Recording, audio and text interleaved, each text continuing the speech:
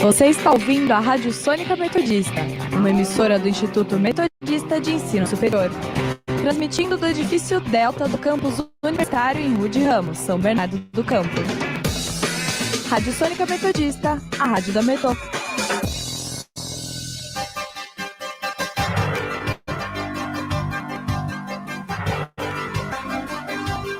Começa agora o Jornal da Metodista, uma produção do núcleo de rádio da redação multimídia da Universidade Metodista de São Paulo.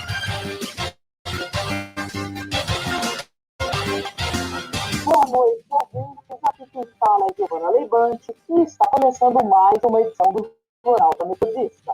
Agora são 8h17 da noite e junto comigo estão Gabriele de Souza e Matheus Melo. Boa noite, ouvinte. Boa noite. Fique por dentro dos destaques da edição desta quinta-feira, dia 6 de maio de 2021.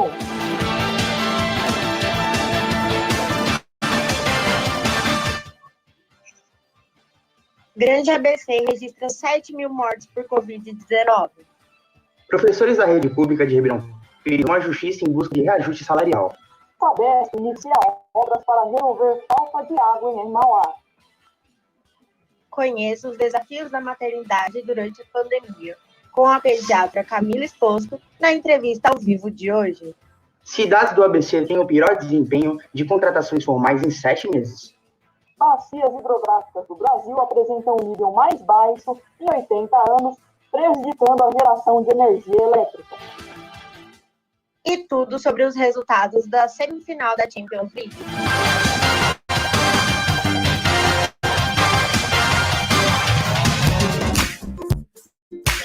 Saúde.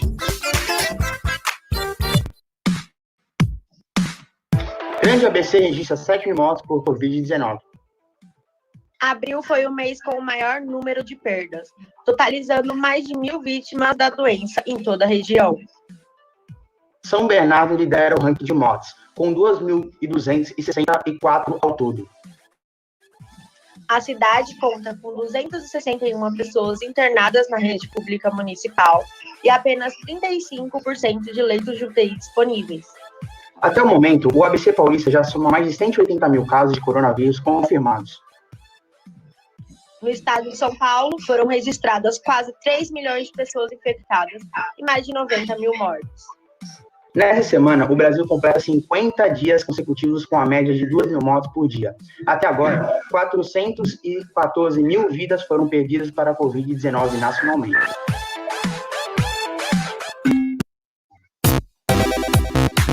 Fique agora com a nossa reportagem. Um dos maiores artistas brasileiros, Paulo Gustavo, deixou o marido, Thales Bretas, os gêmeos Romeu e Gael, amigos e muitos fãs na última terça-feira, vítima de complicações decorrentes da Covid-19. A notícia abalou o país, que vinha torcendo muito por sua melhora. Acompanhe a seguir a reportagem de Matheus Decker, em homenagem ao humorista. Alô? Juliano? Onde é que você tá? O ator e humorista Paulo Gustavo morreu na última terça-feira aos 42 anos, vítima da Covid-19. O criador de personagens inesquecíveis como Dona Hermínia estava internado desde 13 de março no Hospital Copa Star em Copacabana, na zona sul do Rio de Janeiro. O assunto foi bastante comentado nas redes sociais, principalmente no Instagram e no Twitter. Amigos do ator prestaram suas condolências através de postagens. O ator e humorista Marcelo Adnet gravou um vídeo lamentando o falecimento de seu amigo. Gente, eu venho agora nesse momento tão difícil para todos nós dividir com vocês a minha dor, a nossa dor.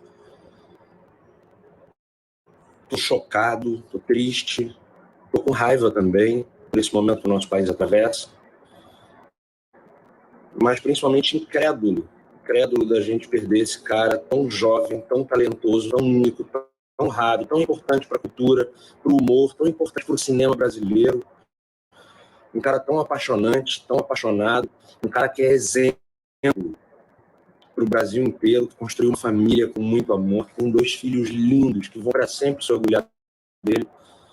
Um marido fantástico como o Thales Bretas, para quem eu deixo aqui meu abraço, meu carinho, e que tudo isso, toda a intensidade disso que a gente está sentindo seja revertida em potência.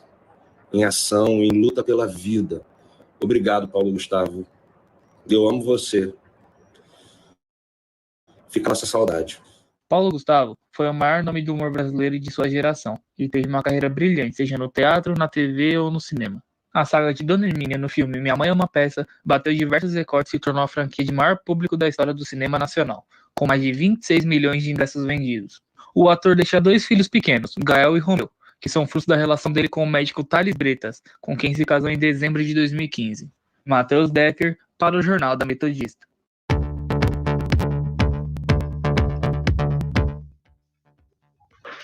Segundo a plataforma de vacinamento do governo de São Paulo, até o momento o ABC Paulista já aplicou mais de 715 doses da vacina contra o Covid-19.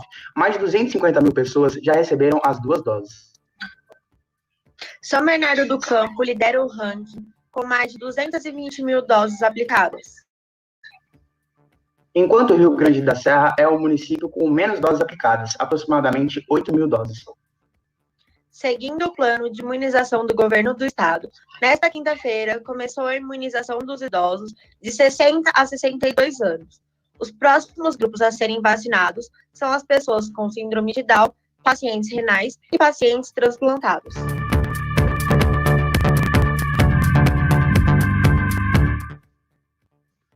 O governo estadual, através do Instituto Adolfo Lutz, apresentou no dia 28 de abril um estudo que indica a circulação da variante P1 do coronavírus, também conhecida como cepa de Manaus. Segundo a pesquisa, essa variante representa 90% dos casos identificados da doença no estado de São Paulo. No ABC, foram confirmadas pelo menos 14 ocorrências em 5 municípios da região, com exceção das cidades de Ribeirão Pires e São Caetano do Sul.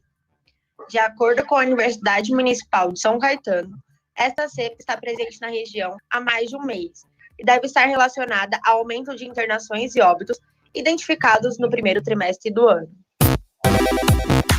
Fique agora com a nossa reportagem. A pandemia de coronavírus tem impactado a rotina de sono de muitas pessoas, causando insônia associada ao aumento do estresse. Saiba mais na reportagem de Isabel Galvanini e Júlia Valverde. A insônia é um mal que atinge grande parte da população, mas com a quarentena surgiram novas preocupações, acúmulo de trabalho e uma mudança repentina na rotina. Isso tudo fez com que o número de pessoas que passam por esse problema quase dobrasse de tamanho. De acordo com a Associação Brasileira do Sono, 15% da população mundial sofria com insônia antes da pandemia. Um ano depois, esse número saltou para 34%. Entre abril e maio de 2020, no início do isolamento, as buscas por insônia no Google quase duplicaram em comparação ao ano anterior. A psicóloga Daniele Machado Napoli conta quais são os principais motivos do aumento e as técnicas que podem ajudar no controle do sono. Na pandemia, mais se apresentaram foram o estresse e a ansiedade perante o incerto, a alteração na rotina, falta de atividade física, entre outros. Seguir uma rotina de horários para as diferentes tarefas do dia a dia e adotar a higiene do sono, que é um conjunto de técnicas para vencer a insônia, como fazer a última refeição até 2 horas de dormir, desligar os aparelhos eletrônicos pelo menos 1h30 antes de dormir, podem melhorar a qualidade do sono. A alimentação também pode ser aliada à melhora do sono. Algumas práticas como a redução do excesso de açúcares refinados e doces, chá de camomila à noite e priorizar alimentos anti-inflamatórios, como vegetais, frutas, grãos, raízes, azeite e castanhas, podem ajudar o nosso organismo na produção dos hormônios do sono. A analista de recursos Patrícia Castro conta como a falta de sono surgiu na vida dela e os métodos que usa para controlar esse problema. Do ano passado pra cá, a hora que eu vou começar a dormir, eu me assusto, meu coração dispara, aí eu fico um tempo sem dormir, assim, algumas horas. Isso geralmente acontece por volta das 3 horas da manhã, e aí eu fico acordada 1, 2 horas, 3. Tenho usado bastante óleos essenciais, venho usando de um mês, tem melhorado muito. E outra coisa que eu tenho feito para ajudar é que mais ou menos uma meia hora antes de dormir, eu me desligo de celular, de televisão.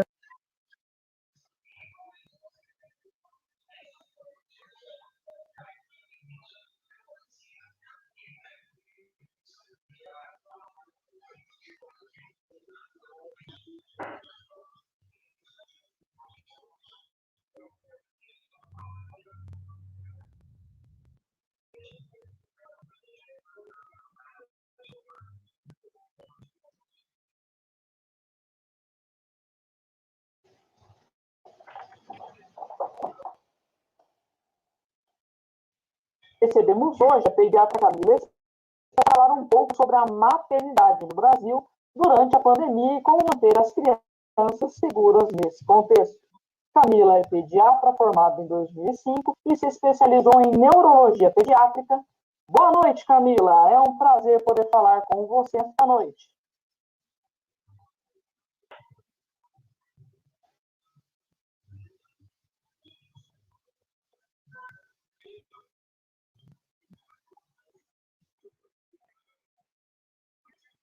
Boa noite, Giovana. Desculpe, é uma honra poder ser recebida por vocês. O prazer é todo meu, Camila. Bom, hoje vamos falar de um assunto que é dúvida para todas as mães. As mães de plantão têm essa dúvida frequente de como manter as crianças seguras durante a pandemia. Então, hoje nós vamos falar um pouquinho sobre isso. Em março, completamos um ano de pandemia. E uma das maiores dificuldades neste tempo é proteger as crianças do vírus. Segundo a OMS, crianças menores de 5 anos não precisam usar a máscara por conta do risco de sufocamento. Existe outro método que proteja os pequenos com a mesma eficácia, Camila? Então, Giovana, a Sociedade Brasileira de Pediatria já revisou essa nota, né, essa recomendação do OMS, e no nosso país as máscaras estão liberadas para uso a partir dos 2 anos de idade.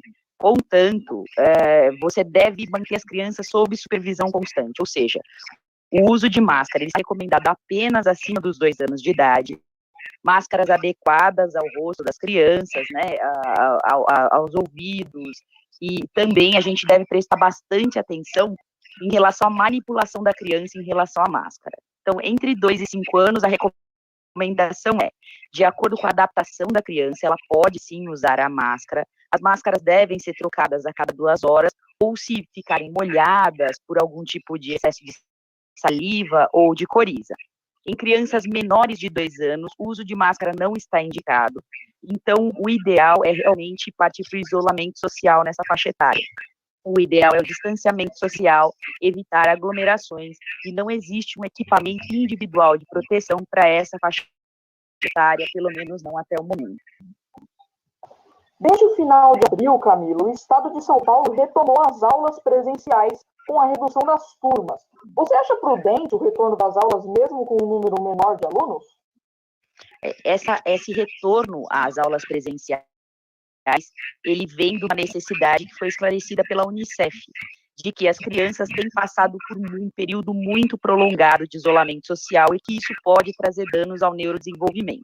Então, obviamente, cada família toma suas decisões com base nos familiares, nas doenças de risco e também no ambiente da escola e nos protocolos de segurança adotados. O que se sabe é que a falta de estimulação dentro do ambiente domiciliar, o isolamento social da criança com seus pais e até mesmo, né, a sobrecarga de trabalho dos pais atualmente por conta da questão de home office e de desemprego e de questões ainda maiores socioeconômicas, o retorno da escola tem a ver, então, com essa necessidade das crianças frente às alterações de neurodesenvolvimento que estão realmente aparecendo em muito maior quantidade nesse momento. Realmente, Camila, a gente se preocupa em preservar a saúde física, mas acabamos esquecendo que a saúde mental das crianças também é muito importante. De que maneira os pais podem ajudar a criança nesse período de pandemia a desenvolver, né, a brincar dentro de casa, que tem muita dificuldade, né? Às vezes o pai trabalha o dia inteiro e não tem tempo para a criança, mas como o pai pode auxiliar a criança, né, com exercícios da escola, né, com as aulas online, a desenvolver com a criança, brincar, não só ficar na televisão, tablet, enfim. Qual é a sua dica? Bom, então, o que a gente tem que prestar mais atenção no ambiente domiciliar é o abuso de telas. Telas aí incluindo celular, tablet e televisão. A tela, ela não traz todas as necessidades da criança de estimulação, ela precisa de uma estimulação sensorial mais ampla. Então, nós não estamos falando de comprar brinquedos caríssimos ou equipar a casa com esse tipo de equipamento. Na realidade, a ideia é deixar a criança conviver nas atividades domésticas com muito mais intensidade. Então, por exemplo, crianças pequenas, ao redor de 2 anos, elas já são capazes de brincar com as meias enquanto a gente está separando elas da máquina, por exemplo, para juntar em bolinhas. Crianças ao redor de 4 anos podem, por exemplo, ajudar a compor a mesa do jantar, ou até mesmo lavar uma salada, rasgar folhas de alface. E então, até as atividades domésticas têm um grande poder de estimulação sensorial para a criança. O importante é a gente tentar evitar ao máximo o abuso do eletroeletrônico nessa época. Então, o que a OMS recomenda nesse momento é tentar limitar esse tempo e, através desse tempo de tela, também estabelecer um tempo de atividades físicas direcionadas. Crianças até 5 anos, então, deveriam ter a tela limitada a até 180 minutos por dia, sendo que, para cada minuto desse de tela sedentária, a criança deveria realizar uma atividade leve a moderada, de forma física, então pular, correr, brincar no quintal, pelo mesmo tempo. Então, 180 minutos de atividade leve. E acima dos 5 anos, até os 19 anos, a indicação é que para cada hora de tela, exista 1 hora de atividade física de moderada a intensa. Perfeito, Camila. E como especialista em neurologia pediátrica, você já atendeu alguma criança com algum distúrbio por ser viciada em tablet, celular, alguma coisa do tipo? Olha, infelizmente, mesmo antes da pandemia, o vício em eletrônicos já é uma condição descrita no Manual de Doenças Mentais. E ele, infelizmente, tem se apresentado com um tanto mais de frequência já nos últimos anos. Na última década, o abuso de eletroeletrônicos e de jogos online tem sido um problema muito sério. Na pandemia, a questão é que crianças ainda menores estão expostas a esse tipo de atividade de tela sedentária.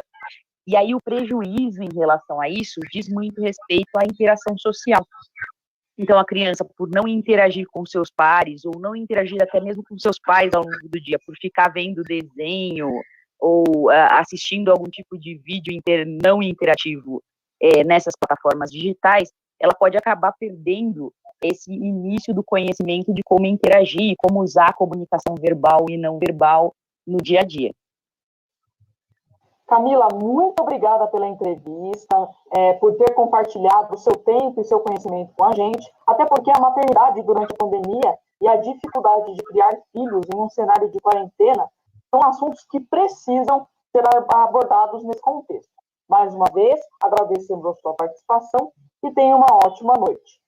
A Camila é especialista em neuropediatria e ela é formada desde 2005.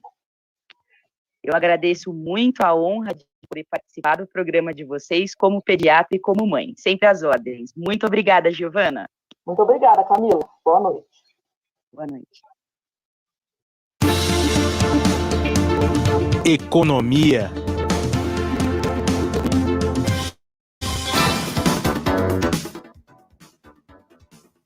O emprego formal no Grande ABC registrou em março o pior desempenho em 7 meses. Foram 25 mil contratações e 26 mil demissões, resultando no saldo de 20 mil postos de trabalho. Trata-se do primeiro resultado negativo desde julho de 2020. Os dados são do novo CAGED, Cadastro Geral de Empregados e Desempregados, divulgados pelo Ministério da Economia. Em números absolutos, a cidade com pior desempenho foi Santo André, com saldo negativo de 542 desempregados, seguida por Mauá, São Bernardo do Campo e Ribeirão Pires, todos negativos. Os setores que mais demitiram no período foram os de serviços e comércio.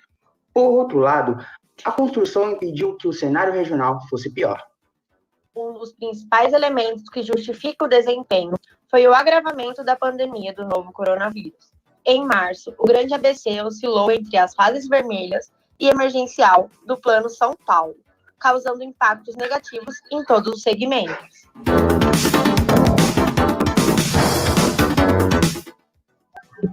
Conta de luz terá acréscimo no mês de maio, com a bandeira vermelha 1. Segundo a Agência Nacional de Energia Elétrica, em 80 anos, as bacias hidrográficas estão com níveis mais baixos, o que prejudica a geração de energia elétrica. O que aumentou o valor para o usuário é justamente a necessidade da utilização das usinas térmicas. Por conta disso, a conta dos consumidores chegará com acréscimo no mês de junho, com a cobrança da taxa adicional de R$ 4,169, referentes a cada 100 kW consumidos.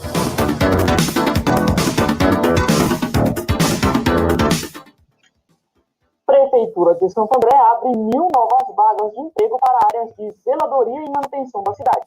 Serão beneficiados 500 homens e 500 mulheres com salário de R$ 1.100, cesta básica mensal em dinheiro, refeição no local, auxílio transporte, seguro acidente e cursos de capacitação. Para participar do processo seletivo, é necessário ter 18 anos, estar desempregado no mínimo 6 meses, sem receber seguro-desemprego e outros amparos da Previdência Social e residir no mínimo 2 anos no município. Para se cadastrar, basta acessar o site santandré.sp.gov.br/sft/inscrição. E, por enquanto, as inscrições não têm data de encerramento. Indicadores econômicos. Agora, as últimas informações de economia com Matheus Daniel. Boa noite, Giovana e ouvintes do Jornal Metodista. A Ibovespa, principal indicador da Bolsa de Valores brasileira, fechou o dia em alta de 1,57% aos 119 mil pontos. Enquanto isso, o dólar comercial fechou em queda de 1,62% e está a 5,28. Já o euro está a 6,37 devido a uma grande queda. E essas foram as informações sobre o financeiro. Matheus Daniel, para o Jornal da Metodista.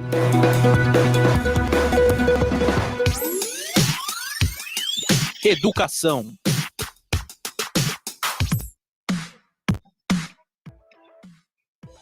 A Universidade Virtual do Estado de São Paulo está com inscrições abertas para o segundo semestre. 64 vagas são destinadas a Santo André. São 32 vagas de bacharelado divididas em Tecnologia da Informação, Ciência e Dados e Engenharia da Computação, e outras vagas para serem divididas entre os cursos de Licenciatura Letras, Matemática e Pedagogia. Os cursos são totalmente gratuitos e realizados em plataforma online. Mas os alunos também contam com espaços físicos, onde têm acesso a computadores, impressoras e a internet.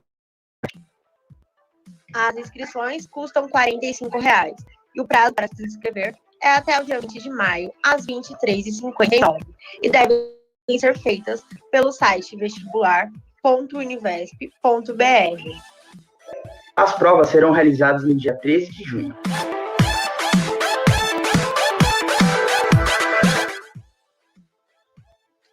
Professores da rede pública de Ribeirão Pires vão à justiça em busca de reajuste salarial. Os profissionais afirmam que a prefeitura recebe os fundos destinados pelo Fundeb, porém não realiza os repasses devidamente.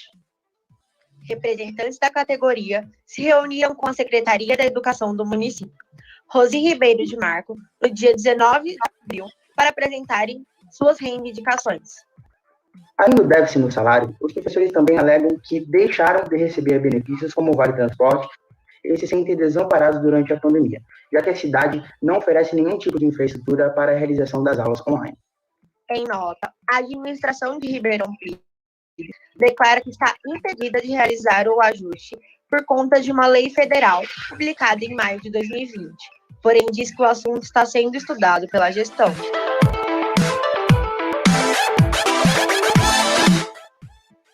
A Universidade Federal do ABC abre inscrições para o curso Educação Transforma, Liberta e Emancipa Vidas, gratuito e online. O curso é destinado a ex-detentas mulheres que tenham familiares aprisionados e jovens que tenham cumprido medida no sistema socioeducativo. O objetivo principal é fornecer a essas mulheres elementos que contribuam para o desenvolvimento de sua autonomia e independência. As aulas são aos sábados, das 10 da manhã à 1 da tarde, E, no decorrer do curso, serão oferecidas aulas teóricas envolvendo temáticas de raça, gênero e classe social, além de oficinas que abordam práticas jurídicas e jornalísticas. São oferecidas 40 vagas e as inscrições estão abertas até o dia 23 de maio. Para mais informações sobre o curso, inscrições e cronogramas, acesse o site cursoliberta.wixsite.com/UFABC.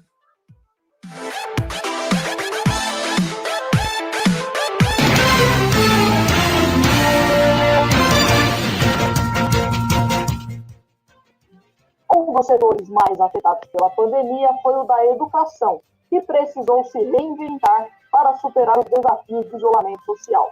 Com isso, a necessidade de dominar novas tecnologias e formatos impactou no trabalho dos professores. Saiba mais na reportagem de Gabriele Souza. Boa noite, ouvintes do Jornal Metodista. Desde o começo da pandemia, falar com uma tela se tornou uma nova realidade para os professores. Eles precisam prender a atenção dos alunos de outra forma e aprender a lidar com novas circunstâncias.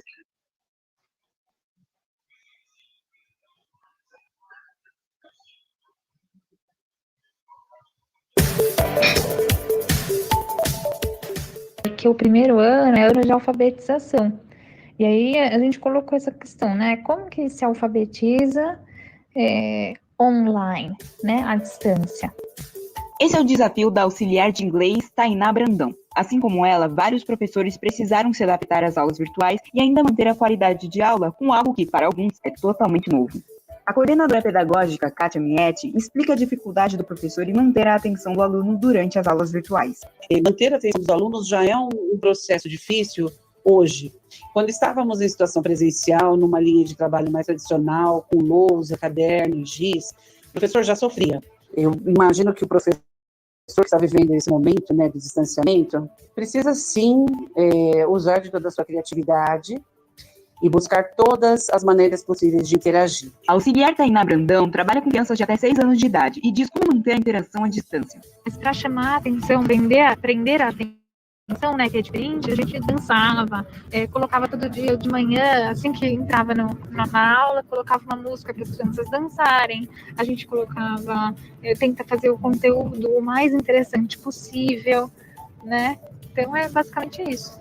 Uma pesquisa feita pela UFMG e a Confederação dos Trabalhadores em Educação aponta que 69% dos professores das redes pública e estadual desenvolveram ansiedade e outros distúrbios devido ao desgaste causado pelas aulas virtuais. Tainá é uma das profissionais da educação que sofreu com isso. Então afetou muito o nosso psicológico, porque era muito desgastante. Eu acho que sempre que a gente está aprendendo a fazer algo muito diferente, principalmente sem planejar, sem ser algo que é prazeroso, né, é desgastante. Para a coordenadora pedagógica Kátia, a nova maneira de dar aula não só acentuou o cansaço dos educadores, como também modificou a relação do aluno com a escola. Trabalhar olhando para uma tela preta, falar o dia inteiro sozinho com alunos que muitas vezes não interagem, fragilizou demais a relação. Ela também é a idealizadora da página do Facebook Café com Essência Pedagógica, destinada aos profissionais da educação para trocas de experiências e conhecimento. Ao professor, a ideia é: não desanime, o nosso papel é a educação. O nosso papel é estar dentro da sala de aula, seja ela online, seja ela física, que só a educação pode transformar.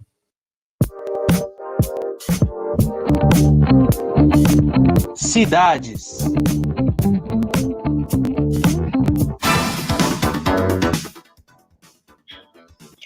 Carrefour de São Caetano oferece posto de coleta para reciclagem de luvas, máscaras e outros materiais utilizados na prevenção do coronavírus.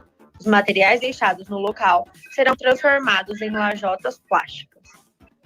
O descarte incorreto desses materiais pode gerar novas contaminações. Além disso, o TNT usado para fazer a maioria das máscaras leva no mínimo 400 anos para se decompor na natureza. Poderão ser descartadas máscaras feitas de tecido, lenços, bandanas, lã, cirúrgicas e sintéticas, luvas de materiais plásticos, látex e tecido, panos e estopas utilizados para a higienização das áreas e carrinhos.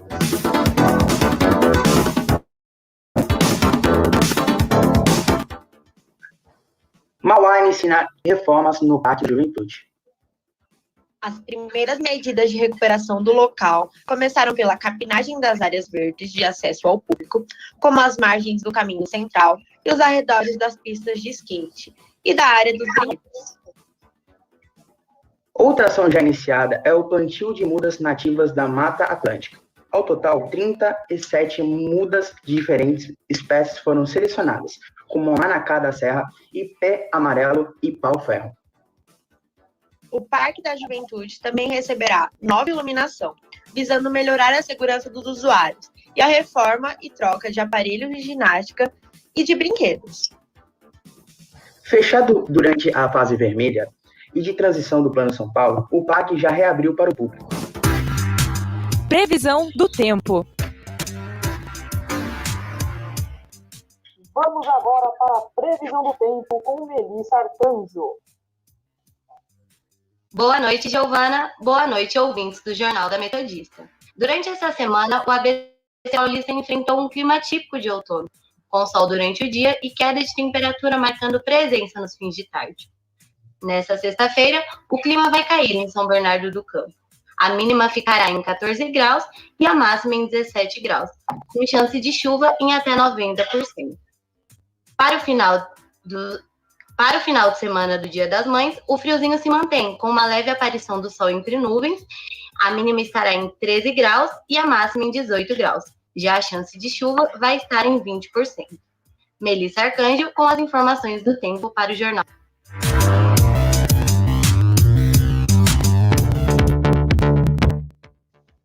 Shopping Praça da Moça, em Diadema, lança campanha para arrecadar equipamentos eletrônicos para os estudantes da cidade. A iniciativa visa garantir a participação dos alunos nas aulas remotas por causa da pandemia do novo coronavírus. Segundo o Sistema de Avaliação de Rendimento Escolar do Estado de São Paulo, o SARESP, de 2019, 42% das casas não possuíam computadores e 33% não tinham acesso à internet. O projeto, liderado pelo professor da rede estadual de ensino Newton Pereira de Barros, juntamente com o shopping, convida o público a doar celulares, tablets e notebooks usados e em bom estado, que serão direcionados para os estudantes.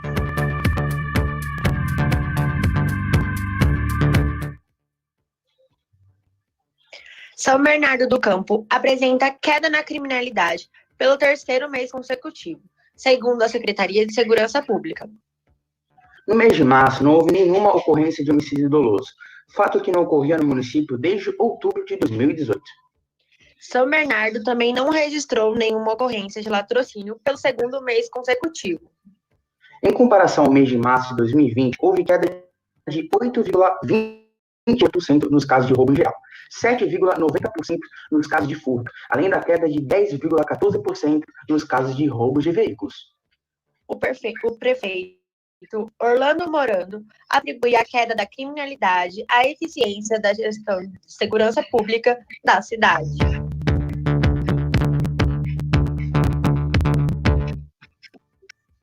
Sabesp dá início a uma obra que promete acabar com uma boa parte da falta de água da região de Mauá. A implantação da nova adutora do município vai interligar o reservatório principal, localizado na Vila Maguini, ao reservatório que vai ser construído no Jardim Anchieta. Esse novo sistema irá beneficiar mais de 73 mil habitantes de bairros como Jardim Guapituba, Jardim Anchieta, Jardim Primavera, Parque das Américas, Jardim Santa Lídia, Vila Fauche e entre outros. O prefeito Marcelo Oliveira acompanhou o início dos trabalhos, que tem o custo estimado em 33 milhões de reais. O reservatório terá capacidade para armazenar 10 milhões de litros de água e, segundo a empresa responsável, a previsão é que a tubulação esteja toda instalada até novembro deste ano. Trânsito.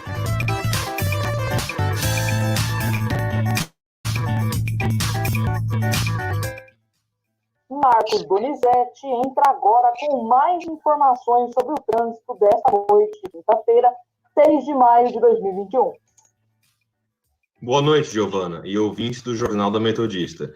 Neste momento, todos os trechos do sistema Anchieta Imigrantes estão operando normalmente, apresentam boa visibilidade e não há previsão de chuvas.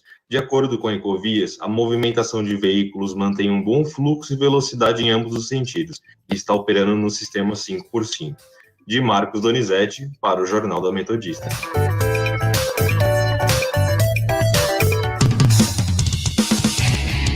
Esporte.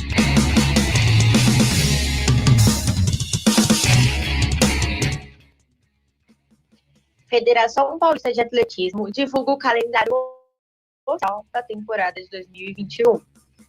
No total, serão 9 edições da competição, que também vão ser realizadas nas pistas de Piracicaba e São Bernardo do Campo. A intenção é dar oportunidade para atletas alcançarem índices de competições internacionais, especialmente visando as Olimpíadas de Tóquio. Datas e os locais dos eventos estão disponíveis no site atletismopaulista.com.br/calendário.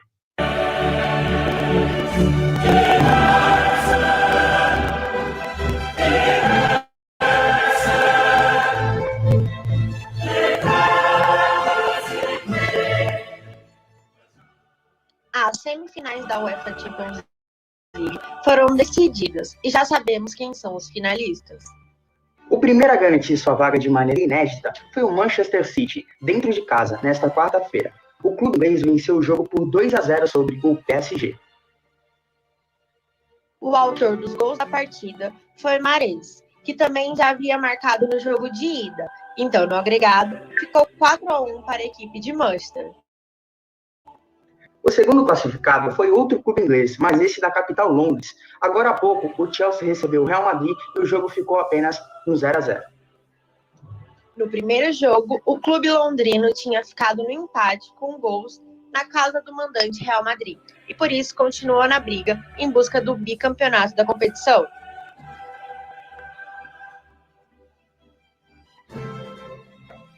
A grande final será dia 29 de maio em Istambul, na Turquia.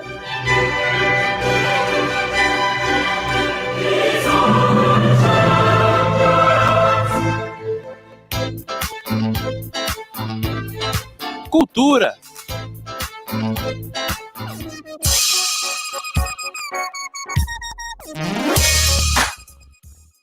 Estão abertas as inscrições para as oficinas de customização Semana de Moda Sustentável de Diadema, a primeira que acontece na região. Totalmente online, o evento conta com cursos gratuitos, bate-papos e desfiles diários. As oficinas começam entre os dias 10 a 15 de maio com os temas de tie-dye, bordado, pintura, aplicação e acessórios. Durante a semana, todos os participantes podem enviar as peças produzidas para participarem do desfile de encerramento. Todo o evento foi contemplado com recursos da Lei Aldir Blanc de Diadema.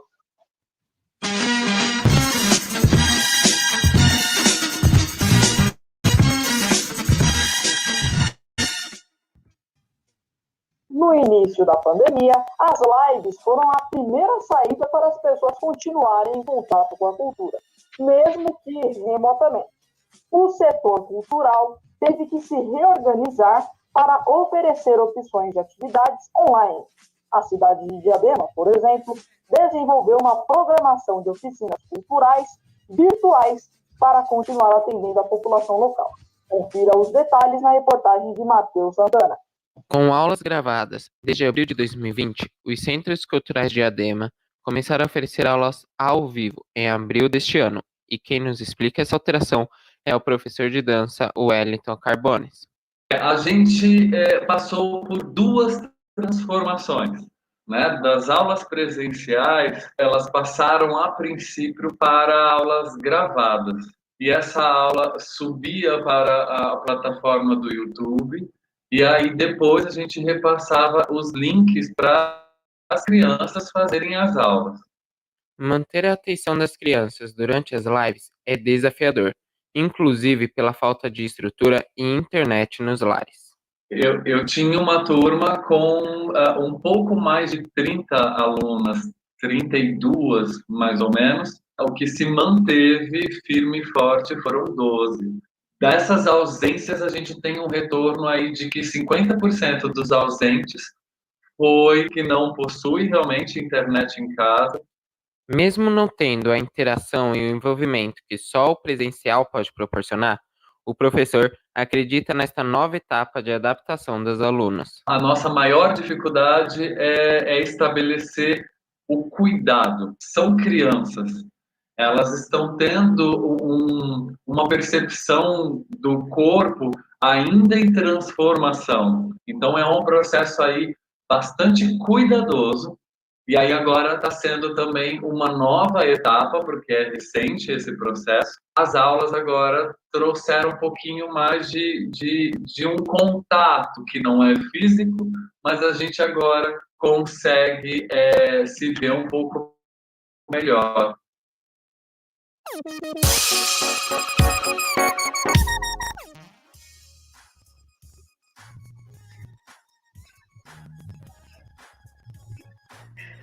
Papo de coxia, inventário são as novas colunas do site Itaú Cultural.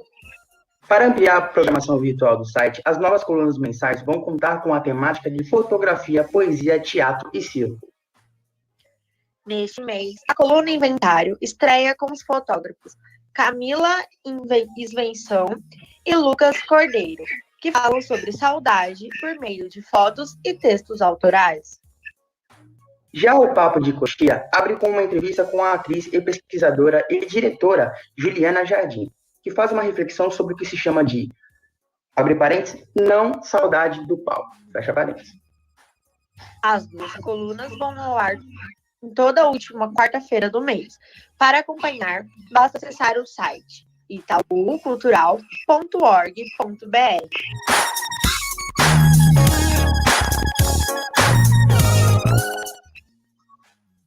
A maior feira de tecnologia do mundo volta presencialmente em 2022. A Consumer Electron Show, antes da pandemia, já atraiu 170 mil participantes e 4 mil empresas na edição de 2020. O organizador do evento, Consumer Technology Association, divulgou a próxima feira será em menor, mas espera cerca de 75 mil visitantes no próximo ano. A Consumer Electronics Show vai acontecer entre 5 e 8 de janeiro de 2022, em Las Vegas, Estados Unidos.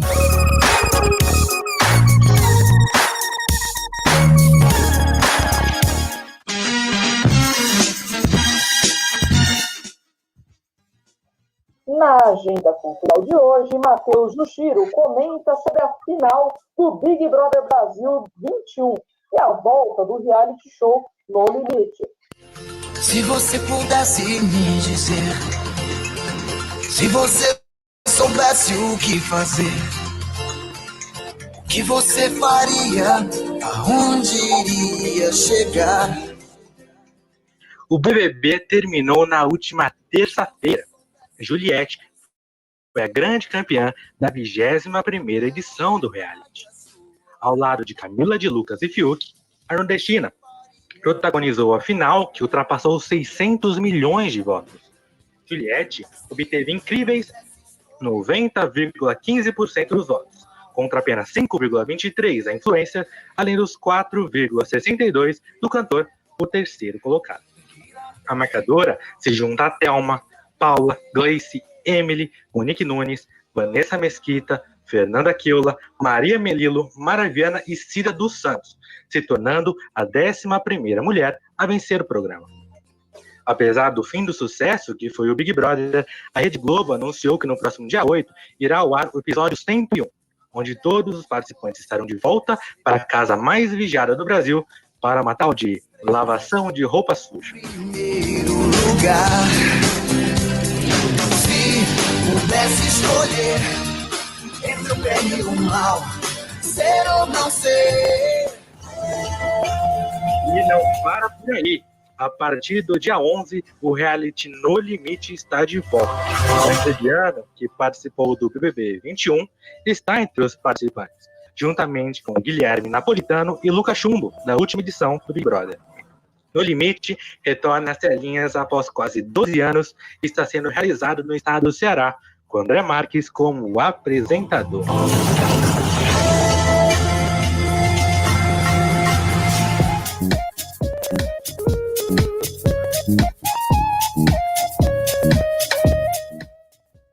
Com isso, encerramos mais uma edição do Jornal da Metodista, uma produção dos alunos do 5º semestre de jornalismo da Universidade Metodista de São Paulo. Edição de Laura Arcanjo e Miguel Trombini. Redação de Igor Germano, Gabriela Pinheiro, Gisele Barbosa, Jefferson da Silva e Lucas Tertuliano. Reportagem de Isabel Galvanini, Júlia Valverde, Leonardo Messias, Lucas Feitosa, Matheus Decker e Matheus Santana. Trabalhos técnicos de Léo Engelman. Orientação das professoras Filomena Saleme e Priscila Quintal. Apresentação de Gabriela Souza, Giovanni Leibante e Matheus Melo. Obrigada pela participação e até a próxima.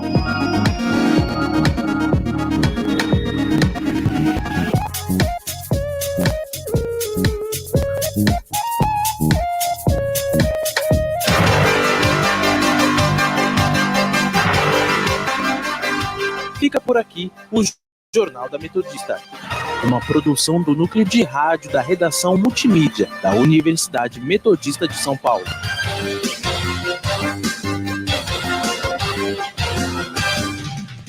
Você está ouvindo a Rádio Sônica Metodista, uma emissora do Instituto Metodista de Ensino Superior, transmitindo do edifício Delta do campus universitário em Rude Ramos, São Bernardo do Campo. Rádio Sônica Metodista, a rádio da Metodista.